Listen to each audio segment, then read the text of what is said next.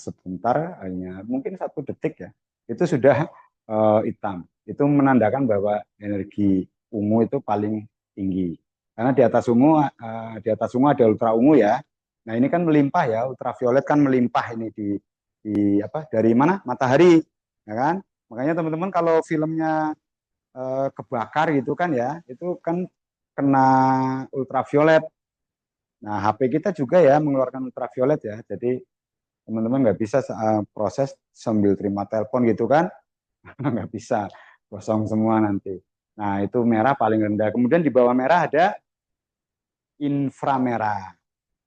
Di bawah inframerah ada microwave ya, atau gelombang mikro. Nah, microwave dimanfaatkan di alat rumah tangga. Bapak Ibu punya alatnya kan namanya microwave ya, yaitu untuk ngangetin makanan basi ya. Untuk menghangatkan makanan. Karena microwave itu dia mengenai permukaan benda yang diangetin itu, kemudian elektron-elektron benda itu bergetar ya, vibrasi. Nah, vibrasi menghasilkan panas. Nah, makin lama panasnya makin masuk ke dalam ya. Kalau cuma sebentar yang panas cuma di luar saja. Ya, misalnya ayam panggang dingin mau diangetin, kalau cuma sebentar ya cuma di permukaan saja. Jadi gelombang mikro yang dipancarkan menuju ke ayam panggang, itu elektron-elektron di kulit atau di permukaan ayam panggang bergetar, vibrasi. Ya, tidak sampai terjadi ionisasi. Ya, ya tidak sampai terjadi ionisasi. Jadi hanya vibrasi saja. Ya, jadi elektron dikenai microwave itu hanya bergetar saja. Ya, bergetar kemudian jadi hangat. Kalau makin lama ya makin hangatnya makin meresap ke dalam. Kan biasanya yang hangat cuma di permukaan saja ya, yang di dalamnya itu masih biasa saja atau kadang masih dingin. Microwave, di bawah microwave ada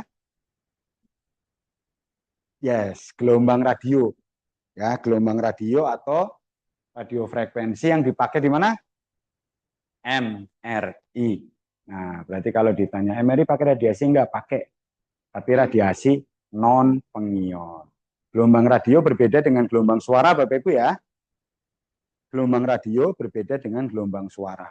Kalau gelombang suara itu gelombang mekanik, bukan radiasi. Gelombang mekanik itu gelombang yang ketika merambat memerlukan medium. Oke? Medium itu ada padat, cair, gas. Jadi gelombang suara tergantung itu. Nah, gelombang suara dimanfaatkan di kita di ultrason ya. Nah, ultrason itu tergantung material atau medium yang dilewatinya, padat, cair, gas, butuh itu ya. Kalau nggak ada padat, cair, gas atau nggak ada material, ultrason nggak bisa diteruskan, gelombang ultrason nggak bisa dirambatkan. Tapi kalau radiasi ya, biarpun gelombang radio ya yang non pengion itu dia bisa dilewatkan di luar angkasa ya. Atau contohnya itulah ultraviolet dari matahari ya, ultraviolet dari matahari sampai ke bumi Bentur, ya, yang ngajarin. itu tanpa medium. Ultraviolet dari matahari sampai ke bumi itu tanpa medium. Sama energi panasnya ya. Jadi dari matahari energi ultraviolet dan energi panas sampai ke bumi itu kan nggak ada medium ya. Kita masih percaya sampai saat ini ya, di atas bumi kita kan hampa udara kan ya. Nah, tapi ternyata ultraviolet dan panas matahari bisa sampai ke bumi. Berapa jaraknya perjalanan ultraviolet sama energi panas? 8 menit ya, 8 sampai berapa? 8 harusnya pas ya, 8 tergantung dari posisi matahari kita di mana ya. Ya 8 sampai 10 menit. Jadi kalau matahari hancur kita baru tahu 8 menit kemudian, oh matahari udah nggak ada ya. Ya, ya memang udah nggak ada ya matahari. Di bawah gelombang radio ada energi panas atau low frekuensi. Nah, itu tadi urutannya. Ya, jadi kalau diurutkan dari paling bawah berarti low frekuensi atau energi panas, gelombang radio, microwave, inframerah, kemudian magic webinium, ya, kemudian setelah ungu ada ultra ungu karena di atas ungu ya, ultra ungu atau ultraviolet, kemudian sinar X dan sinar gamma. Nah, tadi terbentuknya sinar X sudah tahu. Sekarang terbentuknya sinar gamma. Sinar gamma terbentuk dari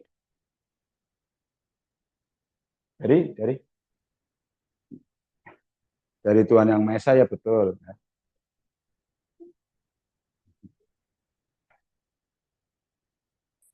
Sinar gamma dari mana? Oke, Bu. Mm-mm. Mm. Inti yang tidak stabil. Betul. Ya, yes. Inti yang tidak stabil, Bapak Ibu ya. Nah, inti berarti bicara proton dan neutron. Kalau membicarakan produksi sinar X, kita membicarakan elektron. Oke. Kalau membicarakan produksi sinar gamma, kita membicarakan inti atom, proton dan neutron. Elektron tidak berpengaruh atau tidak dihitung. Bisa diikuti ya. Jadi proton dan neutron, inti atom itu tidak stabil. Tidak stabilnya kenapa? Karena tumbukan dengan energi dari luar ya. Bisa protonnya nambah, bisa neutronnya nambah, bisa nambah dua-duanya, bisa protonnya lepas, bisa neutronnya lepas, bisa lepas dua-duanya. Yang paling gampang, contohnya kobal 59. Nah, itu 59 nomor massa ya. Ya, kobal nomor massa 59, nomor atomnya 27. Itu awalnya kobal dengan aman damai sejahtera ya. Jadi maksudnya ya atom kobal yang stabil ya. Kemudian di apa namanya? Siklotron ya. Jadi di tempat pengolahan nuklir kobal 59 ini ditembakkan satu neutron. Terus neutronnya jadi berapa? Tadi kan nomor atomnya 27, nomor masanya 59. Maka ini pernah keluar di soal tulis nih, nggak tahu tahun berapa saya lupa. Nomor atomnya 27 berarti jumlah protonnya 27. Nomor masanya 59. Berarti jumlah neutronnya 32. Ya, awalnya 32 jumlah neutronnya. Nah, kemudian ditambahkan satu, terus jadi 33. Nomor atomnya, jumlah protonnya tetap 27. Karena kan yang ditambahkan hanya satu neutron. Nah, ternyata kobal yang jumlah neutronnya 33 dan jumlah protonnya 27 itu menjadi sangat reaktif, tidak stabil intinya. Kemudian memancarkan apa? Sinar gamma. Sinar gamma dipakai untuk membunuh kan, membunuh kanker, bukan membunuh pasien ya. Di pesawat radioterapi kan, ya kan ada pesawat radioterapi, pesawat Cobalt 60 kan. Nah, pesawat Cobalt 60, satu lagi Linek ya. Nah, Cobalt 60 kenapa sekarang masih dipakai? Karena kekuatan ininya ini teman-teman apa? Listrik kita kan masih belum stabil ya di Indonesia ya. Ya, jadi terutama di daerah-daerah mungkin ya, karena kemarin juga ada yang lulusan cuma ini aja sih, iseng aja. Mas Guntur, kita baru beli Cobalt 60 nih. Oh, bagus. Kenapa enggak Linek? Listrik kita masih belum stabil, Mas. Di luar Jawa. Ya, cuma pamer aja ya. Harganya sekian. Merek apa? Ini harganya sekian. Jadi masih saya mikir, oh ternyata Cobalt 60 ada dua ya yang cuma sekedar pamer aja Mas Guntur kita di luar Jawa, di Sumatera Selatan sama di Kalimantan. Nah, ternyata memang ini tahan terhadap fluktuasi listrik. Nah, itu tadi ya, Cobalt 60. Jadi teman-teman sudah tahu ceritanya ya. Nah, Cobalt 60 tadi menjadi tidak stabil kemudian memancarkan sinar gamma. Nah, berarti sinar gamma Kalau pas sinar X, sinar X, mikron ada mungkin satu. satu neutron. Ya, satu neutron. Ya, ya. Kalau elektron punya ini ya, apa namanya, energi kinetik. Ya, enggak. Punya energi kinetik cuma nggak dihitung. Ya, Iya, pasti punya ya, pasti punya, tapi tidak dihitung. Nah, nanti neutron itu masuk ke dalam radiasi pengion tak langsung hitungannya. Dia sama seperti sinarik dan sinar gamma. Sinarik punya energi kinetik nggak, teman-teman? Sinarik punya energi kinetik. Nah, tapi bukan energi kinetik, disebutnya energi sinar X. Sinarik karakteristik dan sinar X Bremsstrahlung. Kecepatan sinar X tergantung dari apa? Oke, KV. Nah, tadi kan bukan, salah. Itu elektron. Elektron dari katoda menuju ke anoda, kecepatannya dipengaruhi oleh KV yang kita atur. Nah, ketika sudah jadi sinar X, terus sinar X keluar, kecepatannya tergantung dari apa? Nah, jangan terjebak. Ingat, gelombang elektromagnetik kecepatannya itu kecepatan cahaya. Jadi gelombang radio, ultraviolet, kemudian apa? Magic Webinium, kemudian apa lagi? Microwave, itu kecepatannya adalah kecepatan cahaya. Berapa kecepatan cahaya? 3 × 10⁸ meter per detik. Bisa diikuti, teman-teman? Bisa diikuti? Tergantung ini apa kecepatannya ngikutin kecepatan cahaya. Gelombang elektromagnetik ya. Ya 2,99 sekian ya, tapi dibulatkan jadi 3 × 10⁸ meter per detik. Karena dihitung dari apa namanya? Epsilon ruang hampa ya hitungannya, tapi kita terima saja 3 × 10⁸ meter per detik. Jadi itu kecepatan sinar X, tidak tergantung lagi dengan KV. Kalau yang KV tadi adalah elektron. Elektron dari katoda menuju ke anoda. Masih terpengaruh sama hambatan udara. Ya, enggak. Yes. Elektron itu ada namanya daya henti, stopping power. Jadi ada daya henti atau stopping power untuk elektron. Jadi material apapun, benda apapun yang menyerap habis energi kinetik elektron itu disebut stopping power atau daya henti elektron. Apapun, udara juga bisa. Nah, tapi sinarik nggak ada stopping power. Jadi sinar X, sinar gamma, neutron itu masuk ke dalam radiasi pengion tak langsung. Kalau pengion langsung itu adalah partikel bermuatan. Alfa, beta atau elektron ya. Alfa, beta atau elektron, apalagi? Positron. Positron itu bukan proton ya, Bapak Ibu teman-teman ya. Positron itu antipartikel dari elektron. Positron antipartikel dari elektron. Itu energinya pasti ada mau berapa ini sehingga dia bisa bergerak neutronnya. Pasti kalau cuma ditiup doang kan nggak akan bisa ya.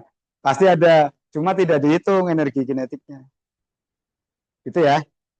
Itu simpelnya. Kalau mau lebih berdalam lagi nanti lama lagi ya. Ya, ada saya materinya radioaktivitas, tapi kan bukan bagian itu. Ya, oke ya, clear ya. Nah, saya anggap Bapak Ibu teman-teman sudah tahu tadi ya produksi sinarik karakteristik, Bremsstrahlung, ionisasi, eksitasi, transisi elektron, produksi sinarik tadi, kemudian sinar gamma. Oke ya, saya anggap Bapak Ibu sudah tahu itu. Biar lebih gampang, ininya apa? Mempelajari ini biar lebih gampang. Nah, ingat radiasi. Radiasi berarti radiasi itu hanya gelombang elektromagnetik dan partikel. Partikelnya itu tadi alfa, beta atau elektron, positron. Nah, neutron enggak? Sorry. netron, tapi netron masuknya ke dalam radiasi pengion tak langsung. Jadi radiasi ada dua, pengion dan non pengion. Radiasi pengion ada dua, pengion langsung dan pengion tak langsung. Itu harusnya disampaikan di radiobiologi. Mas Irsal kemarin udah ya? Ya, harusnya ya, harusnya. Tapi nanti kalau itu kita inilah, nggak apa-apa ya. Eh, karena apa di materi ini saya khusus materi ini aja ya, apa namanya? Ya alat ukur aja. Nah, Bapak Ibu itu aja apa? Tangkap dulu saja ya, tangkap tangkap dulu saja. Kemudian kita di wilayah RDI ya, harusnya yang kita ukur kan hanya sinar X saja. Ya enggak? Apakah di ruang pemeriksaan misalnya fluoroskopi lah yang dosisnya besar ya, apakah ada sinar gamma di situ? Tidak ada. Tidak ada. Ya, pasti tidak ada. Ya. Jadi di RDI di fluoroskopi itu hanya sinar X saja.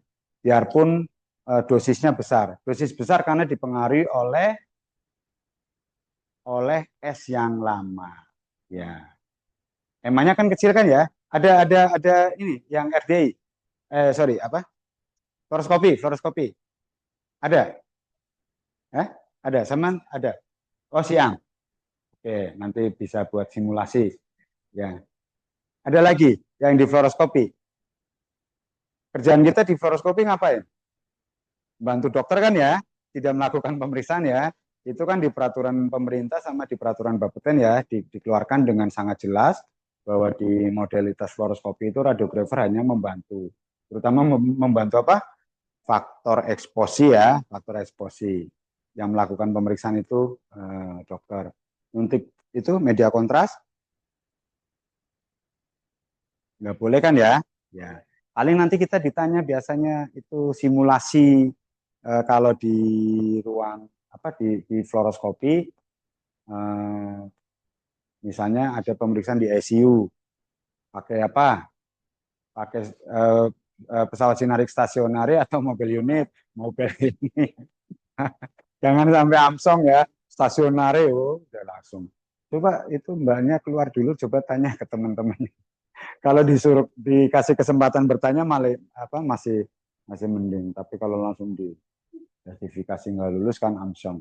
Pakai mobil unit, oke. Kemudian simulasinya gimana? Shieldingnya berapa?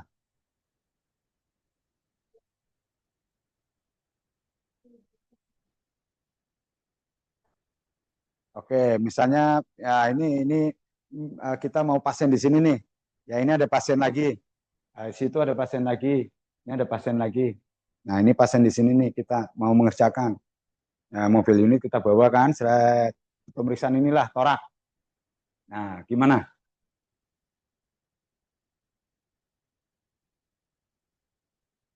Tiga, satu, satu, ini dua, sama di sini.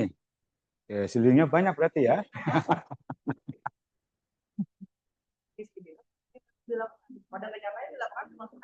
Iya, makanya. Kalau pas kita ujian praktek ideal, apa realistis? Sampaikan apa adanya tuh nanti. Sampaikan apa adanya, kemudian idealnya harusnya begini Pak. Kalau menurut saya sih. Enggak, masalahnya gini teman-teman, memang itu kan harusnya ini ya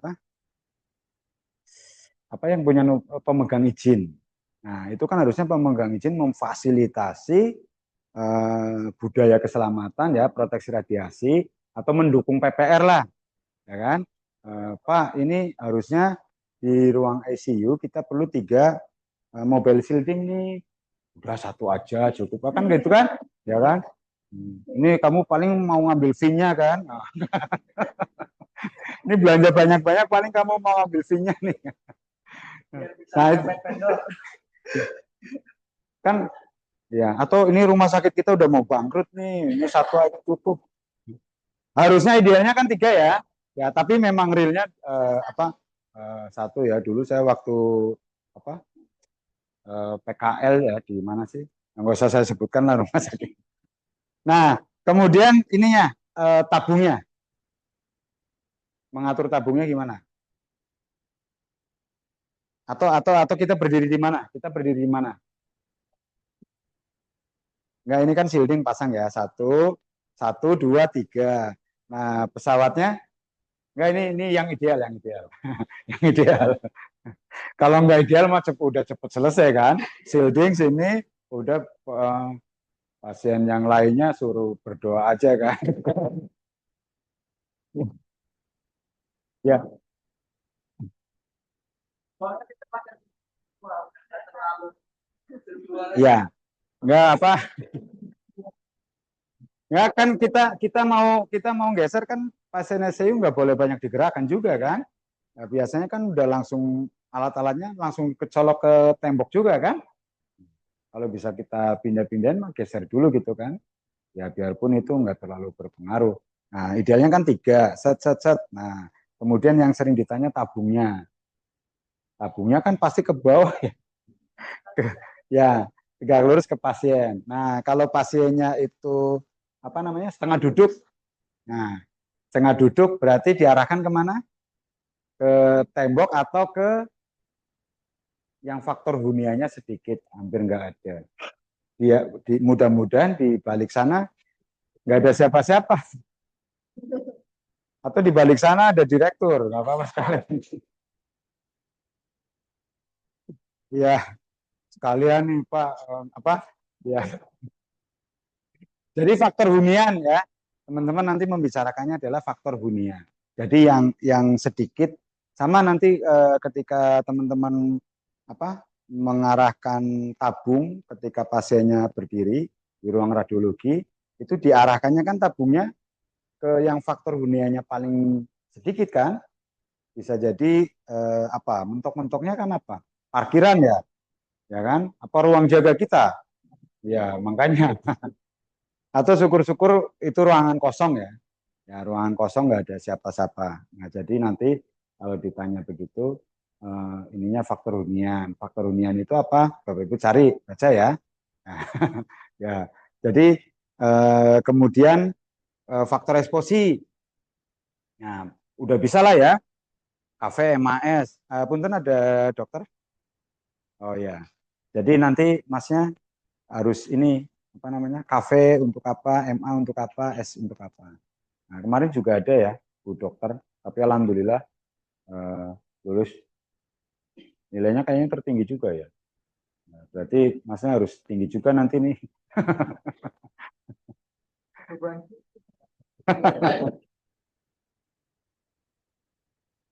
beban ya jangan dijadikan beban nah ini ya clear ya jadi radiasi itu bisa bentuk gelombang elektromagnetik atau partikel nah di ruangan kita radiologi diagnostik dan intervensional hanya ada sinar X, tidak mungkin ada sinar gamma. Tadi sinar gamma terbentuk karena apa? Ya, inti atom yang tidak stabil kan, proton neutron kan. Untuk membuat proton neutron tidak stabil, bercerai-berai atau menambahkan, itu perlu energi yang sangat tinggi. Nah, tadi neutron yang ditembakkan energinya bisa lebih dari 1 megaelektron volt. Harus sangat tinggi. Nah, karena nanti sinar gamma yang dikeluarkan untuk membunuh kanker berapa? Totalnya 2,5 ya. 2,5 mega elektron volt. Kalau sinar kita untuk pemeriksaan berapa? Ya, kilo elektron volt ya. Nah, paling tinggi misalnya untuk pemeriksaan ini teknik KV tinggi untuk torak teknik KV tinggi berapa? Ya, 70 ke atas kalau high QVP teknik pernah 100 yes atau CT scan lah. CT scan berapa? 120 kilo elektron volt atau mentok lah misal kita pakai 150 ya KV-nya ya. Biarpun itu jangan ya nanti cepat rusak. Kecuali kalau Bapak Ibu pengen ganti alat biar dapat fee lagi. Lumayan buat lebaran gitu. Jangan ya. Misalnya 150 kita habiskan ya. Dan tapi itu sangat tidak direkomendasikan. Paling enggak Bapak Ibu pakai 140 ya maksimal. Jadi 10 step dari kafe tertinggi. Kalau kata vendor mah pakai aja 150. Mas Dino dengar ya vendor. Itu nanti cepet ini Bapak Ibu ya. Harus di bawah 10 step di bawah kafe maksimal. Jadi kalau 150 berarti 140. Nah, misalnya kita pakai 140 kafe, berarti sinarik yang keluar itu hanya 140 kilo elektron volt. Jauh dari 1 mega elektron volt. Bisa diikuti ya? Ya. Jadi tidak ada sinar gamma di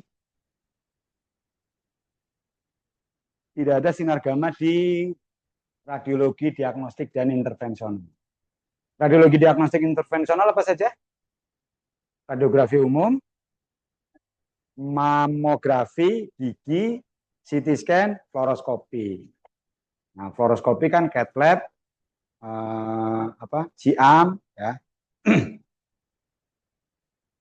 Dikenal dengan apa? Intervensional.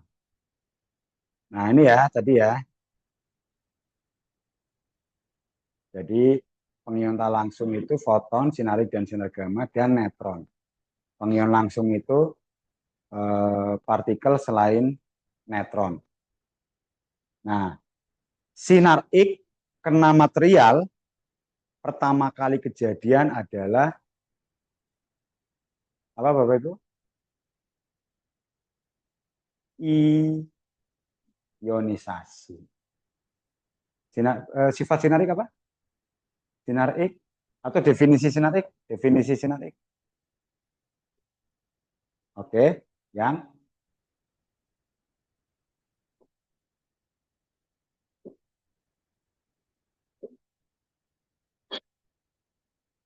sinar X. Oke, tapi 60%. 65% lah lulus lah. Sinar X, kalau misal ditanya Bapak Ibu ya besok ya lisan ya, Mbak ini definisi sinar X apa?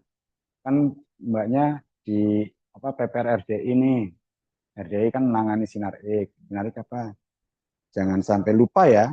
Ya, sinar X itu merupakan gelombang elektromagnetik yang punya energi sangat tinggi, ya, dan panjang gelombang sangat pendek. Ya.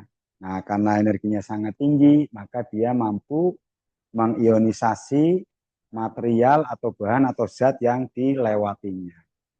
Jadi ketika sinar kena bahan, Bapak Ibu, pertama kali terjadi adalah efek fisika. Efek fisikanya adalah peristiwa ionisasi. Bisa diikuti? Sinar kena bahan, des, itu terjadi ionisasi. Dan ionisasi itu adalah efek fisika. Kemarin Mas Irsal menyampaikan efek biologi kan ya? Efek fisika, efek kimia, efek biologi. Itu kan ya. Nah, efek biologinya kan radiolisis molekul air. Itu kan ya kemarin disampaikan ya. Nah, jadi pertama kali air kena sinar X itu terjadi ionisasi. Nah, ionisasi kan muncul elektron kan ya. Elektron membawa energi kinetik. Nah, elektron ini dia numpuk ke atom-atom lainnya. Nah, jadi makanya dikatakan sinarik ini hanya pemicu awal saja untuk terjadinya ionisasi. Sinarik, sinar gamma, dan netron. Makanya dia dikatakan pengion tak langsung. Jadi peran dia itu hanya membuat ionisasi pertama kali muncul elektron. Nah, elektron ini yang meneruskan ionisasi ke atom-atom sekitarnya. Bisa diikuti? Ya, elektron ini kan bergeraknya zigzag, ya, ngacak-ngacak dia. Apa? Dia kena atom lainnya terjadi ionisasi. Kena atom lainnya lagi terjadi ionisasi. Demikian seterusnya. Gitu ya. Oke ya. Nah, itu makanya sinar X dikatakan sebagai pengion tak langsung. Jadi dia memicu ionisasi pertama kali. Kemudian nanti elektron yang terbentuk hasil dari ionisasi meneruskan ionisasi ke atom-atom sekitarnya. Bisa diikuti? Bisa? Clear ya, bisa ya, gampang ya. Oke. Oke. Partikel alfa daya ionisasi paling besar. Beta, gamma. Nah, ini kita fokusnya ke sinar X. Oke. Nah, kenapa ada alat ukur radiasi? Nah, karena radiasi itu tadi ya goib ya. Jadi tidak dapat dirasakan, tapi dapat menembus benda. Jadi radiasi sinar X ini setara dengan hantu. Ya, hantu bisa tembus. Nah, karena tidak punya massa. Ya, ingat sinar X nggak punya massa ya. Sinar X tidak punya massa. Kita punya massa, ya kan?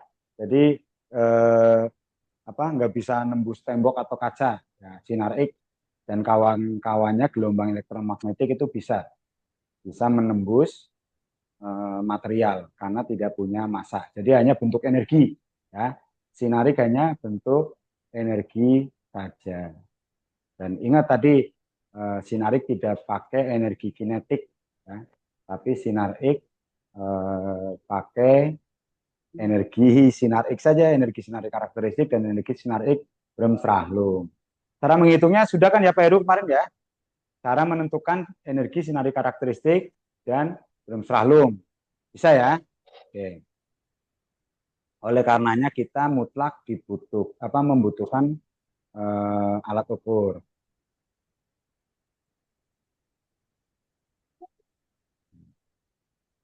Yang diukur apa saja? Nah, ada kuantitas atau flow, ada energi, ada laju dosis. Oke, bedanya dosis sama laju dosis apa? Dosis, kalau dosis paparan satuannya apa? Dosis paparan satuannya? Kolom per kilogram atau rongsen. Dosis serat? Gray. Atau serat. 1 gray berapa rat? 100 rat. Kemudian yang satuan untuk proteksi radiasi, dosis ekivalen efektif, rem atau sievert. Ya. Jadi Bapak Ibu kalau ditanya satuan untuk proteksi radiasi itu apa? Jawabannya sievert. Ya. Bukan gray, bukan rongsen, bukan kolom per kilogram. Jawabannya adalah sievert. Ya, sievert atau rem ya. 1 sievert sama dengan 100 rem. Nah, kenapa sievert? Karena sievert sudah memperhitungkan faktor bobot radiasi dan faktor bobot jaringan tubuh. Faktor bobot radiasi untuk sinar X berapa? 1, sama seperti elektron, sama seperti gamma. Kalau partikel alfa 20. Artinya partikel alfa itu daya rusaknya 20 kali dari sinar X. Tapi alhamdulillah partikel alfa umurnya kan pendek ya. Keluar keluar kalau beta sama kayak elektron, 1. Sama. Yes. Sama proton. Ya, proton. Ya. Proton kalau positron kan beta, antipartikel dari beta. Jadi proton bisa sampai 20, tapi cenderungnya sangat sedikit diproduksi. Jadi sangat sulit untuk sinar X saja. Enggak, kan kita enggak. Nah itu harusnya sih jangan ditanya ya kan? Tapi selama ini sih enggak sih. Selama ini enggak. Ya. Jadi biarpun bikin soalnya itu niat, tapi profesional ya. Cuma kadang ini ditanya, sampean punya ini enggak alat fluoroskopi? Ada? Enggak ada. Nah, biasanya yang enggak ada justru ditanya tentang fluoroskopi. Biar beli. Biar biar beli. Ya, jadi Mbak ada alat apa saja di radiologi? Hanya punya dental misalnya. Kalau punya semuanya nggak ditanya Pak. Kalau punya Kita bilang punya semuanya gitu. Punya semuanya ditanyanya makin banyak. Hah? Oh, bilangnya ronsen aja. Enggak, karena kan kita memang RDI, jadi diwajibkan kita biarpun nggak punya, jadi sampean belum punya fluoroskopi kan, jadi jangan hanya fokusnya ke konvensional ke radiografi umum, tapi tetap belajar ke fluoroskopi. Nah, kemarin ada ditanya juga, fluoroskopi punya nggak? Nggak punya. Ditanya, kalau pemeriksaan fluoroskopi apa yang dilakukan radiografer? Membantu dokter gitu kan? Membantunya dalam hal apa? Padahal kan kita nggak punya, berarti kan belum berpengalaman ya. Ya nanti berarti sampean harus nanya-nanya nih ke yang ini. Atau kalau enggak jawabannya sesuai ini aja, sesuai peraturan Bapeten kan ya. Radiografer di apa? Di fluoroskopi itu apa aja yang dikerjakan? Harusnya sih jangan ditanya pekerjaan radiografer ya, pekerjaan PPR kan? Iya, harusnya kan PPR nggak ditanya faktor eksposinya berapa gitu ya. Ya suka-suka yang uji lah ya. Tapi nanti ini paling nggak kan kafe, MAS. Nah, MA-nya berapa? MA-nya berapa? Kalau di fluoroskopi. Ya maksimal 10 ya. Mbaknya berapa Mbak? Kalau pemeriksaan itu. Ada tapi nggak ikut.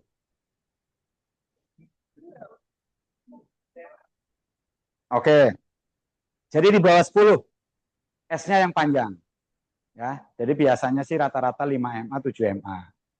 Biasanya ya. Tapi kalau udah di setting, ya sudah. Cuma jawabannya sudah di setting, Mbak. Dari, apa ya? Nah, kalau secara teori ya maksimal 10 MA. Karena S-nya nanti panjang. Makanya di fluoroskopi itu satuannya biasanya pakai MAM, miliampere menit. Kalau di radiografi kan MAS, miliampere sekon. Ya kan ya? Nah, kalau pakai 5 MA, kemudian waktunya 1 menit, berarti berapa MA? Berapa? 5 MA, kemudian timernya 60 detik.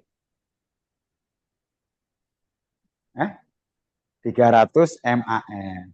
Ya, 300 MAS. Kan jauh ya Bapak Ibu ya, sama radiografi umum kan? Radiografi umum kalau torak MA-nya 200, S-nya 0, kalau torak biasanya berapa MAS-nya? Ya, berapa? Nah, ngomong belum ujian nanti ingat-ingat ya. Karena ada ditanya faktor eksposi. Itu yang tadi saya bacakan, saya baca dari Bang Fitrus, ada itu dari ini ya, dari yang peserta kemarin ya. Itu ada ditanya faktor eksposi. Nggak tahu faktor eksposi apa, mungkin ditanya MA sekian S sekian atau bagaimana KVMAS itu berpengaruh terhadap energi dan intensitas.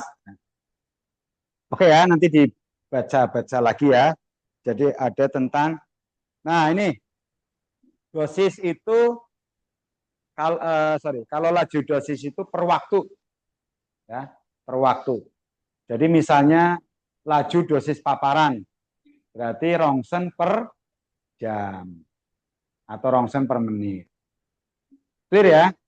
Laju dosis, atau misalnya ini kita berapa pekerja radiasi ininya dalam 1 tahun, NBD. Oke, setahun 20 milisievert, berarti 20 milisievert per tahun. Nah, itu kan ya, milisievert per tahun. Nah, berarti itu adalah laju dosis NBD ya. 20 milisievert per tahun.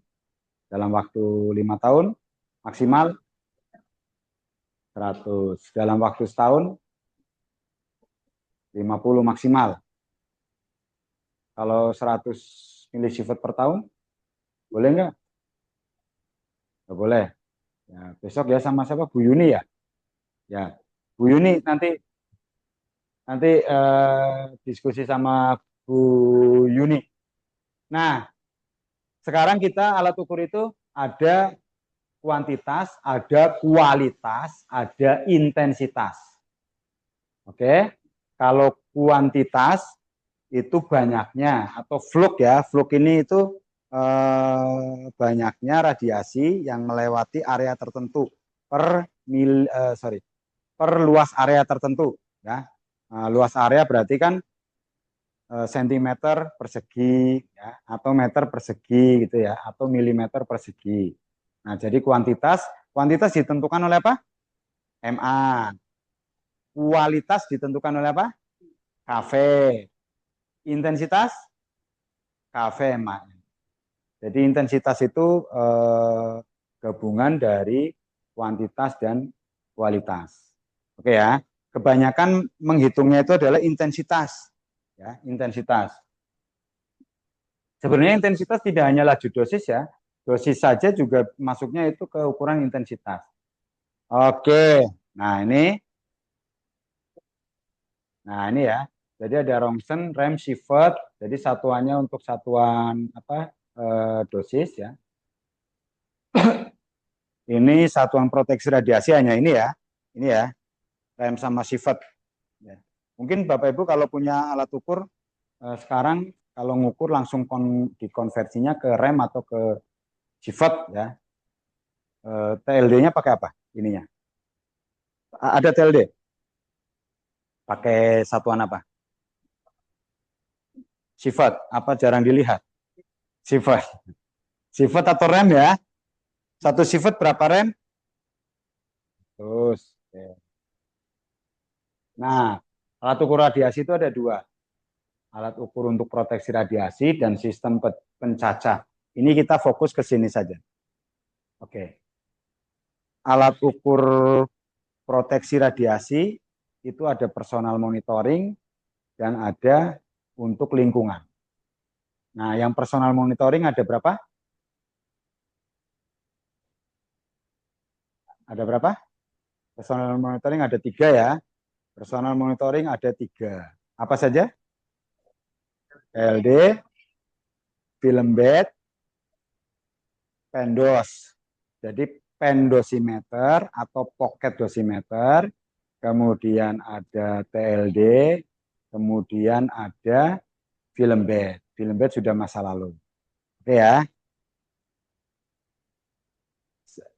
Atau masih ada yang pakai film bed? Sudah nggak ada kan? Berarti miskin banget. Karena di Poltekkes saja udah nggak dipakai. Terakhir itu Poltekkes yang pakai ya untuk mahasiswa praktikum, tapi sekarang udah enggak. Pakai TLD dan itu untuk PKL. Kalau praktikum laboratorium tidak pakai TLD, pakainya harusnya pakai pendos ya, karena Bapeten yang nyuruh malah. Jadi per kelompok. Cuma karena di Poltekkes Jakarta masih terbatas alat pendosnya. Oke, pendos atau pocket dosimeter, thermoluminescent dosimeter, satu lagi film bed. Nah, sekarang detektornya. Detektor untuk pendos apa? Detektor. Kan masing-masing punya detektor itu apa? Detektor itu apa? Detektor itu apa?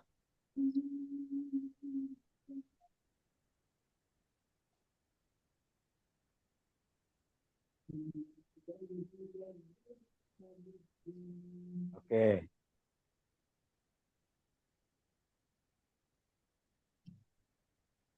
Detektor. Jadi detektor itu bahan apapun itu ya berfungsi mengubah energi radiasi menjadi bentuk energi lain.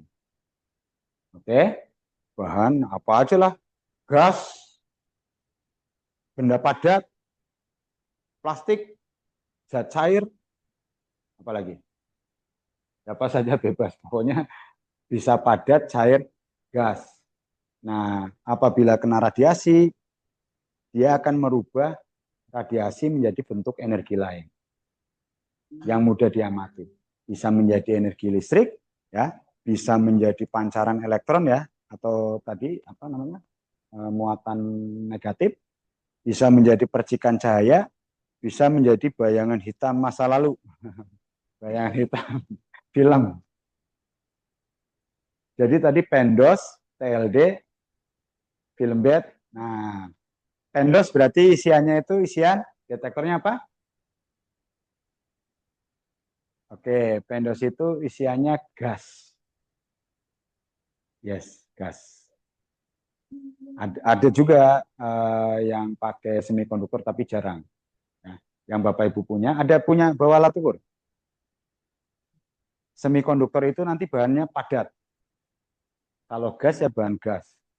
Oke ya, gas, sintilasi, ada semikonduktor, ada emulsi foto. Nah, tadi yang pendos tadi itu isinya gas. Ya, yang dipakai di kita ya, surveimeter juga isinya gas. Nanti ada detektor, sebutannya adalah detektor gas. Oke, detektor gas nanti dibagi lagi menjadi bilik ionisasi atau ionization chamber, proporsional, satu lagi Geiger-Müller. Jadi bilik ionisasi, proporsional, Geiger-Müller itu detektornya pasti detektor gas. Oke, clear ya, gampang ya. Nah ini bahan-bahan detektor ada gas, ada sintilasi, ada semikonduktor, ada emulsi foto. Semikonduktor ini pasti terbuat dari benda padat atau zat padat. Sintilasi ini bisa padat, cair, gas. Nah, sintilasi tadi apa? Ini ya, percikan cahaya ya. Nah, ini berasal dari luminesensi. Luminesensi tadi apa? Luminesensi itu ada benda kena sinar X, langsung saja gitu to the point ke sinar X ya. Ada benda kena sinar X langsung memendarkan cahaya. Nah, luminesensi ada dua, fosforesensi dan fluoresensi, tergantung dari waktu. Kalau fosforesensi, jadi ada sinar X kena benda, bendanya memendarkan cahaya, sinar X-nya berhenti, bendanya masih memendarkan cahaya. Itu fosfor. Ya. Kalau fluoresensi, sinar X kena benda, kemudian memendarkan cahaya, sinarnya berhenti, benda pendaran cahayanya juga berhenti.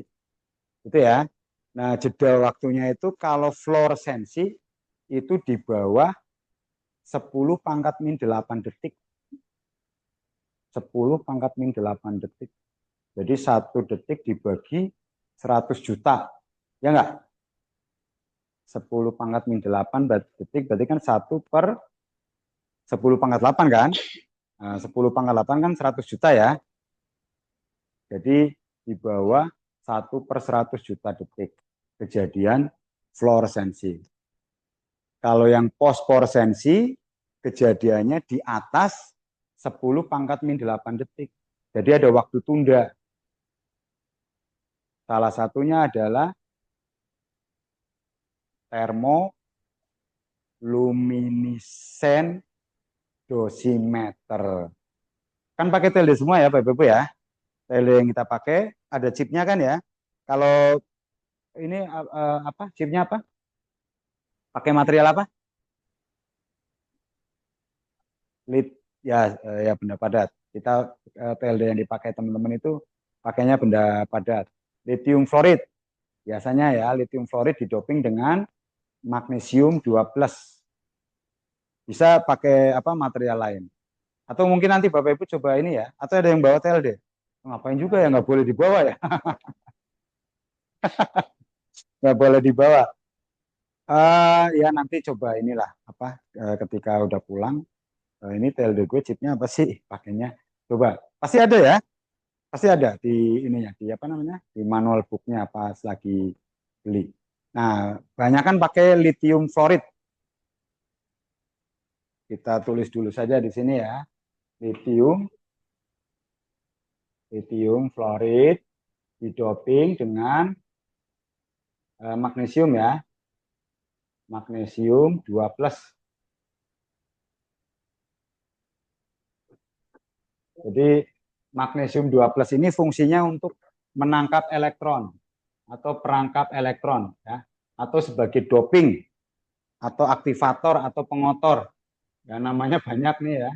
Jadi elektron trap, perangkap elektron, kemudian capture elektron ya, capture elektron, kemudian aktivator, pengotor atau doping.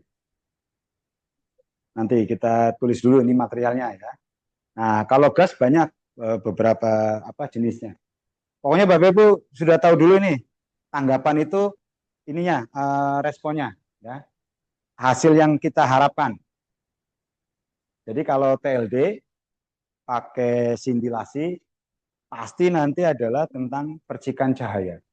Ya. Atau cahaya itu kan gelombang elektromagnetik ya. Ya, atau kalau misalnya nggak ada jawaban cahaya, berarti gelombang elektromagnetik. Cuma harusnya kan gelombang elektromagnetik kan ada beberapa ya. Ada banyak maksudnya dari terendah sampai energi tertinggi. Kalau gas itu elektron, sama semikonduktor itu juga elektron. Emulsi foto, film. Emulsi foto kan simple ya. Bapak Ibu masih ingat kan? Eh, apa? Film bed kita kan pakainya foto apa? Film kecil ya, tapi bukan film dental. Buat bohongin instruktur kan ya, ya instruktur PKL biar boleh praktikum pasang pakai film dental karena filmnya belum dikirim kan. Ya, karena dulu kita pesennya ke BPFK Jakarta, BPFK Jakarta pesan ke Jepang. Nah, kadang suka terlambat tuh, padahal PKL sudah berjalan. Kalau nggak pakai film bed disuruh pulang, harus pakai film bed. Kosong juga nggak boleh, udah isi aja pakai film dental kan. Ya, ya gimana masa karena film bed kan bukan kesalahan kita ya. Nah, keterlambatan pengiriman masa nggak boleh PKL. Nah, pakai film. Filmnya kena radiasi hambur. Yes. Kemudian apa yang terjadi? Nah, film ini apa? AGBR ya kan? AGBR ininya di sini sih ya. Bapak Ibu sambil ngawang-ngawang lah ya. AGBR kena sinar X. Yes. Kemudian terurai jadi Ag plus ditambah Br min. Oke? Nah, kemudian semakin banyak radiasi hambur kena film berarti semakin banyak Ag plus Br min. Nah, yang kita perlukan adalah Ag plusnya. Ion Ag, ion Ag. Ya, ion Ag. Nah, jadi ion Ag itu adalah bayangan laten atau banyaknya derajat kehitaman setelah nanti kita proses. Nah, kemudian kita masukkan kemana? Developer. Kita masukkan ke developer. Slep. Di developer itu fungsinya adalah untuk donasi elektron. Donasi itu kan pemberian elektron ya. Jadi elektron dari cairan developer menuju ke film yang dituju adalah ion Ag, Ag plus. Bisa diikuti? Simpel ya. Ag plus kena elektron dari developer, Ag plus elektron jadi apa? Ag plus elektron jadi netral. Ya. Kan Ag, Br, kena radiasi, ya. Nah, gini kan? Nah, ini developer. Nah, ini developer. Ini kena sinar X, radiasi hambur ya. Sinar X langsung Armstrong kan? Ya kan? Dulu kan sering kan? Langsung diekspos biar diliburin nggak PKL gitu kan. Padahal ya enggak juga ya. Jadi nanti dibilangnya itu film rusak ya kalau langsung diekspos. Developer ini dimasukkan ya. Nah, ini jadi Ag netral. Nah, ini kan Ag netral kan perak Ag ya. Ini warnanya apa? Hitam. Nah, atau yang disebut dengan perak metalik. Metalik kan logam ya. Metal, logam, perak. Warnanya hitam. Nah, semakin banyak radiasi hambur sinar X, maka nanti kehitamannya semakin tinggi. Densitasnya atau derajat kehitamannya atau bayangan hitam ya atau densitas optik ya semakin tinggi. Bisa diikuti? Bisa ya? Nah, cuma ini kelemahannya kan dulu masih pakai itu ya, kurva manual. Jadi untuk menentukan derajat kehitamannya ini sebanding dengan berapa rem itu masih kurva manual. Ya, alhamdulillah segera punah oleh waktu ya. Diganti sama PLD. Nah, PLD dulu nih. PLD pakai lithium fluorid.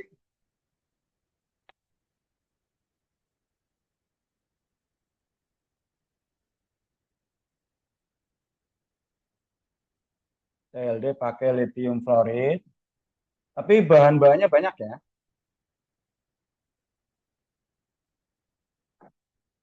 Coba apa lagi di sini, Pak? Oh, ini ya. Ini ada beberapa nih. Teman-teman sudah dapat materinya ini kan? Baca ya.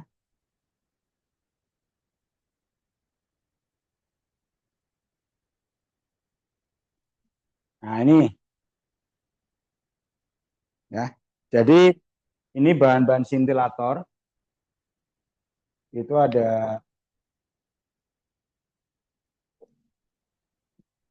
bahan organik ya, ada kristal murni, cair, plastik, kemudian ada anorganiknya. Nah, ini ada natrium iodida didoping dengan tellurium atau ada lithium fluoride ya, didoping dengan magnesium. Nah, ini ada zinc sulfide didoping dengan perak.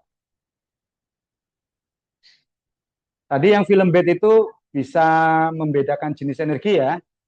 Oke ya, karena ada filter. Masih ingat dulu kan Bapak Ibu ya film bed ya. Film bed itu ada filternya, ada filter-filternya. Di sini juga adalah, nanti Bapak Ibu lihat ya.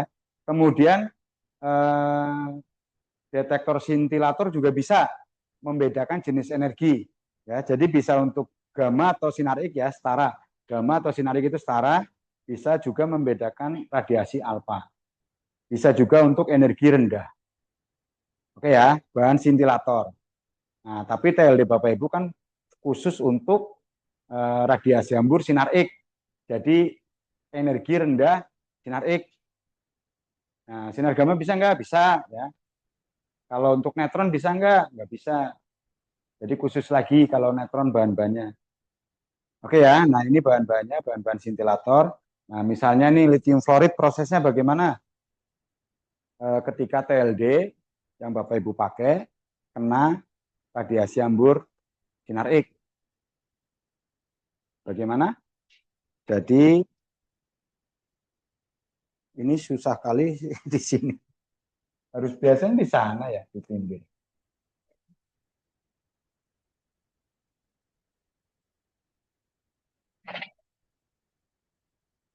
Oke lah, sini ya. Nah, oke. Siap.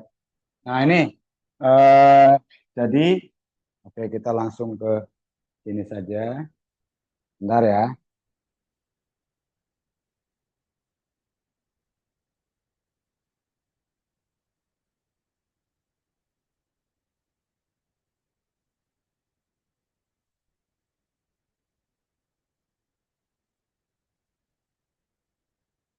Nanti dibaca ya Bapak Ibu ya.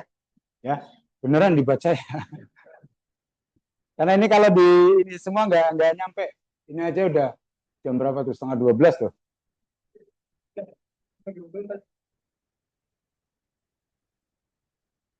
Bentar. Yang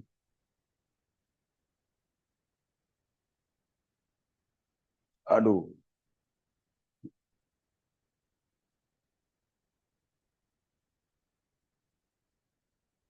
Nah, ini kan film bed ya.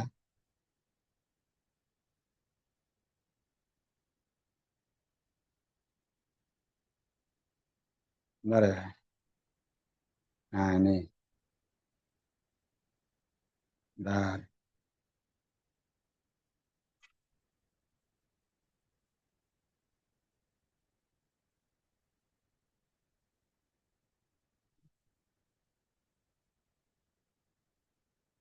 Dikirimnya ke apa materinya? Di flash disk.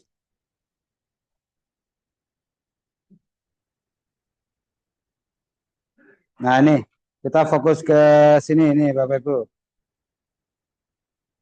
Ke detektor sintilasi dulu ya. Jadi ini detektor sintilasi, jadi ada bahan sintilator dan pasti membutuhkan PMT ya.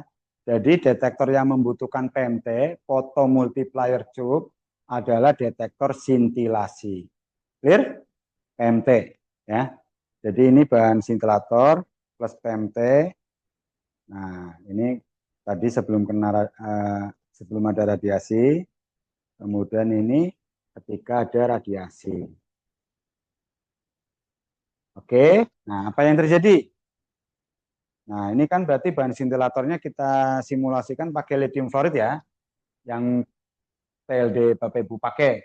Jadi yang Bapak Ibu pakai TLD itu detektornya adalah bahan sintilator ya, atau sintilasi. Clear? Kalau tadi film bed kan detektorannya itu emulsi film ya, emulsi film atau film radiografi. Nanti banyaknya radiasi hambur sebanding dengan derajat kehitaman, gitu kan? Nah, kalau ini banyaknya radiasi hambur sebanding dengan banyaknya percikan cahaya. Nah, percikan cahayanya dari mana? Nah, jadi ini ada eh, tadi masih ingat saya bilang pita valensi? Oke, ini harusnya gambarnya melengkung gini ya, apa bulat gitu ya, lingkaran ya, ya atom. Jadi ini menggambarkan atom, harusnya ini bulat begini, tapi ini pakai garis lurus saja. Ya. Kemudian di sini ada pita valensi. Pita valensi itu apa tadi? Terluar, pita terluar dari suatu atom. Ya, pita terluar dari suatu atom. Nah, kemudian di atas pita valensi itu ada pita konduksi. Nah, pita konduksi ini normalnya tidak berisi elektron. Oke. Nah, pita valensi bisa berisi elektron. Elektron yang ada di pita valensi berarti namanya elektron valensi. Clear? Nah, ini contohnya kristal sintilator, contohnya lithium fluoride. Lithium fluoride ya, didoping sama magnesium. Nah, magnesiumnya ada dipasang di mana? Jadi magnesiumnya itu antara pita valensi dan pita konduksi. Oke. Nah, ini ada pusat sintilasi atau pusat pancaran cahaya. Atau gambarannya yang gampang lagi begini, Bapak Ibu. Nah, ini saya tidak lagi gambar boneka ya. Ya, jangan gambar boneka. Nah, contohnya begini gampangannya. Ya. Ini proton neutron. Ya. Ini proton neutron. Ini proton neutron. Ini lithium dan fluoride sedemikian rupa apa namanya? Digabungkan ya. Yang gabungin siapa? Pabrik ya. Nah, ini magnesium 2 plusnya di sini. Nah, ini berarti ini apa namanya? Ini pita valensi, kemudian di sini ada pita konduksi. Bisa diikuti? Bisa diikuti? Ini elektron yang dipakai bersama. Oke, nah misalnya ada sinar X. Terus ini sinar X, radiasi hambur ya. Radiasi hambur sinar X membawa energi tertentu, kemudian mengenai elektron di bahan lithium fluoride. Nah, kemudian elektronnya ini menyerap radiasi hambur dari sinar X, kemudian mampu melepaskan diri. Lepas nih, dari pita valensi lepas, tapi lepasnya dia nggak jauh. Lepas langsung ditangkap oleh magnesium 12. Makanya kan magnesium 12 ini namanya elektron trap. Trap itu apa? Perangkap ya, atau capture, capture elektron, atau doping, atau aktivator atau pengotor. Nah, pokoknya intinya di sini elektronnya lepas kemudian ditangkap oleh magnesium 12. Bisa diikuti? Semakin banyak elektron yang mengenai lithium fluoride, maka sorry. Semakin banyak radiasi hambur yang mengenai lithium fluoride, maka akan semakin banyak elektron yang terperangkap di magnesium 12. Ini kan saya menggambarkan hanya satu saja ya. Ini kan kalau mau gambarin lagi penuh nanti satu papan ini ya. Nah, di sini ada lagi ya. Nah, ditangkap di magnesium 12. Sama di sini. Ingat, tadi kalau IS langsung teman-teman ngekspos IS, terus langsung muncul cahaya. Sinariknya berhenti, cahayanya berhenti. Fluoresensi. Kalau di sini tunda dulu. Ya, di sini eh, tidak langsung muncul percikan cahaya. Jadi sinar X kena TLD teman-teman, terus prosesnya seperti ini. Ya, jadi ini elektron valensi lithium fluoride kena sinar X, kemudian dia loncat. Ya, keluar dia. Dia loncat atau keluar ke kita konduksi. Kemudian ditahan di magnesium 2+. Ya. Nah, di sini kan seret, karena kan nggak boleh ada di sini ya, nggak ada di elektron ini, sorry, di pita konduksi ini kan keberadaan elektron itu tidak boleh netep. Nah, jadi dia itu mampir di magnesium 12, terkumpul di situ tuh, kumpul banyak. Nah, kemudian berapa lama Bapak Ibu memproses TLD? 3 bulan apa 3 tahun? Pengen irit boleh, tapi jangan kelamaan, 3 tahun maka terlaluan. 3 bulan maksimal ya. Ya, biarpun ada teman dari BPFK ya, tempo hari katanya itu sebenarnya nggak ngaruh sampai 6 bulan. Bisa. Tapi ada masalahnya ada ini Bapak Ibu teman-teman, pemucatan. Pernah dengar?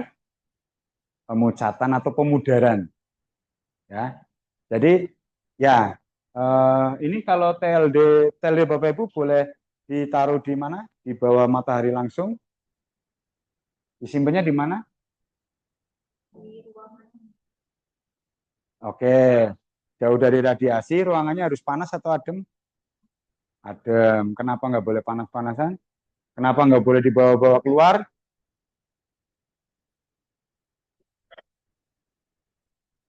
Oke, namanya kan thermoluminescent kan? Nah, jadi kenapa tidak boleh ada, sama dulu film bed juga sama ya? Nggak, kalau Bapak Ibu mau belanja dulu kan harus ditaruh dulu kan ya? Di ruangan radiologi ya, nggak boleh dibawa keluar. Karena apa? Dari ultraviolet dari matahari dan panasnya itu bisa mempengaruhi AGBR yang di film. Nah, yang di TLD juga sama. Nanti bisa ultraviolet atau energi panas dari matahari ya, bisa mengenai elektron yang ada di magnesium 12. Kemudian ada memulangkan elektron balik lagi ke lithium fluoride. Nah, itu namanya itu istilahnya itu pemucatan. Ya, pemucatan. Pemucatan itu bisa terjadi di TLD dan di film bed atau pemudaran. Atau imaging plate, coba teman-teman. Bapak Ibu pernah nggak? Tapi jangan deh ya. Periksa, ditahan dulu gitu. Pakai imaging plate CR. Nah, periksa, jangan diproses dulu. Kalau untuk penelitian boleh ya. Tapi kalau untuk pasien makanya kalau Bapak Ibu lupa, nah itu kira-kira kontrasnya sama tidak dengan yang Bapak Ibu expose langsung diproses. Itu akan beda ya. Ya, biarpun kurang lebih katanya 8 menit itu masih tidak ada penurunan kontras ya. Kemudian akan terjadi penurunan kontras setelah 30 menit atau 1 jam. Jadi yang apa? Kontrasnya turun tahu ya. Harusnya kan kontrasnya tinggi nih. Tulang sama soft tissue sama udara misalnya pemeriksaan torak terlihat jelas, tapi ketika tidak langsung diproses, maka lamat-lamat citranya. Tahu lamat-lamat ya? Jadi kayak Casper gitu. Ya, nah, artinya kontrasnya turun, penurunan kontras. Nah itu karena prosesnya hampir sama. Kalau CR kan barium fluorobromida ya, Bapak Ibu ya. Nah, didoping sama europium 2+. Nah, ini prosesnya hampir sama. Nah, ini sampai sini ditahan di magnesium 12, kemudian dibawa ke mana? BPFK. Oke, kemudian di BPFK diproses. Diproses, Dengan cara apa, Bapak Ibu? Jadi chipnya dilepas, ya. Chipnya dilepas. Bapak Ibu nyetornya chipnya apa sama TLD, sama holdernya? Sama holdernya ya. Ya, sama holdernya. Nanti yang lepas itu di BPFK. Nah, kemudian apa yang terjadi? Diapakan? Dipanasi 300 sampai 400 derajat Celcius. Nah, makanya namanya termo. Termo itu asal kata dari termos, thermal ya. Ya, ya betul, termos itu kan panas ya. Ya, ya asal kata dari thermal atau eh, energi panas ya. Termoluminescent dosimeter. Nah, ini dipanasi fungsinya untuk apa? Untuk memberikan ke elektron yang terperangkap di europium 12 energi tambahan agar mampu melepaskan diri dari magnesium. Nah, ini elektronnya nanti lepas, bisa kembali ke pita valensi di atom litium fluorid. Bisa diikuti maksud saya? Bisa? Nah, ini elektronnya, ini kan dipanasi nih. Panasi fungsinya untuk apa? Untuk memberikan energi atau men-trigger atau menstimulasi, menstimulus, menstimulus ya. Menstimulus apa sih? Merangsang ya. Cuma merangsang kan sudah dipakai bahasa konotasi negatif ya. Nah, ini untuk men-trigger ya, men-trigger elektron agar bisa kembali ke litium fluorid. Dia balik lagi ke litium fluorid. Nah, artinya elektron kembali dari tingkat energi tinggi ke tingkat energi rendah. Tadi masih ingat? Elektron berpindah dari tingkat energi tinggi, dari kulit sebelah luar, menuju kulit sebelah dalam, sambil memancarkan ya, sambil memancarkan energi gelombang elektromagnetik. Kalau tadi kejadian sinar karakteristik kan yang dipancarkan sinar X. Nah, dalam hal ini cahaya tampak, ya, gelombang elektromagnetik dalam hal ini yang dipancarkan adalah cahaya tampak. Nah, jadi ketika elektron berpindah dari tingkat energi tinggi atau dari pita konduksi menuju ke pita valensi, dipancarkan cahaya tampak. Atau elektron berpindah dari magnesium 12 menuju ke pita valensi. Pita valensinya siapa? Litium fluorid ya. Ya, litium fluorid pada balik lagi tuh. Jadi dipanasi, kemudian elektronnya pada balik sambil memancarkan cahaya tampak atau memercikan cahaya tampak.